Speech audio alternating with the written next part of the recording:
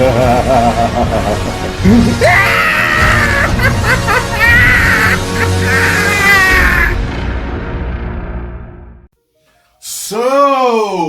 the other day I saw that Sebastian Stan was in the talks to be in the Batman Part 2. Now we are hearing that what people are saying, what fans want, is that he's actually going to be cast as Two-Face. And if he is, I think that that is a great addition. He's already played a good guy that can be a bad guy. And hopefully in the MCU they actually make him Cap at some point. That's what everybody thought was going to happen. It just seemed, story-wise, that was the direction they were going, that if Cap was going to give up the shield, they would have given it to him. And it just felt like a swerve when they gave it to Falcon. They both had been Captain America in the comics. So we were just like, oh, we didn't expect that, but okay. Like, nobody was ranting and raving over it until they figured out the reason why they actually gave the shield to Sam. And that they were going forward with their modern audience garbage, which hasn't worked for them till this day. But let's talk about DC here. Rumor has it, Sebastian Stan is set for a role in Matt Reeves' The Batman Part 2. There's only one character fans want him to play, Two-Face. The DC fandom has already fantasy casting Stan as the legendary villain, one that is at the top of the list for must-see villains in the sequel to the 2022 film. Two-Face is one of Batman's greatest enemies and one of his greatest failures. True. Kind of. The Batman 2 has the opportunity to put a definitive cinematic stamp on their dynamic, surpassing even Christopher Nolan's Dark Knight. Yeah, one of the weaknesses of The Dark Knight was Two-Face, and he felt shoehorned in, and I didn't really like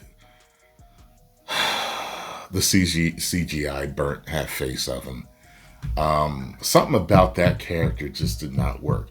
And at the end, I didn't think that he died. I really didn't. I was just like, nah, he knocked him out. I was thinking, like, I couldn't believe it when I found out. I thought they were going to have him in the next one, and yeah, so that's one of the weaknesses of The Dark Knight. Wow, many consider it the greatest superhero film of all time. I think every superhero film that is considered the greatest superhero film of all time does have its weaknesses. I do not think any one of them are perfect. However, he was definitely the weak spot. Matt Reeves did an excellent job with the Batman for me. I remember watching Ben Shapiro's reaction to his review, and he said it was a woke movie. He was pointing out certain things politically, and I was like, oh, I didn't even see that.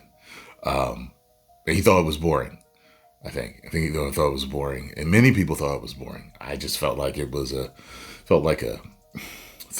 slow burn mystery thriller to me, with some action in it. That's what it felt like to me. I really, really liked that movie. I compare it to The Dark Knight. I think that they're two sides of the same coin, since we're talking about Two-Face. I think that they're both great and arguably as good as the other, but they're just two different kind of tastes. And guess what? I like both of them. Okay, I can eat the great hamburger and I can eat the salad and love them both. You know what I'm saying? Director Matt Reeves and Sebastian Stan have a chance to give audiences an iconic version of their character for the contemporary DC film canon. Sebastian Stan has spent the last 15 years playing Winter Soldier, Bucky Barnes in the Marvel Cinematic Universe, which shows you just how well he can pull off the friend-turned-foe. See? That's what I just told you. The good guy playing the bad guy aspect of Two-Face. Stan also has the right look for Harvey Dent. Yes, he has the right look. And some nasty makeup can turn him into a frightening Two-Face. The role could also give Stan a chance to go big and broad, something he couldn't do as Bucky, That they, well, yeah, I guess if you mean certain ways of acting, Bucky's stoic. Two-Face is stoic at times, but flips out. So Two-Face, with his need to have every choice decided by the flip of a coin in his tailored suits to show off the two sides of his personality, is more theatrical than the Winter Soldier, meaning Stan can have fun with the character.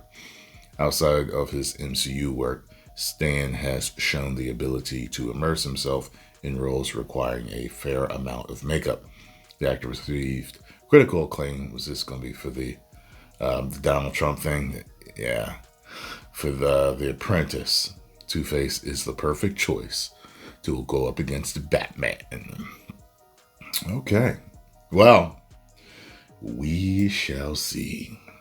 We shall see.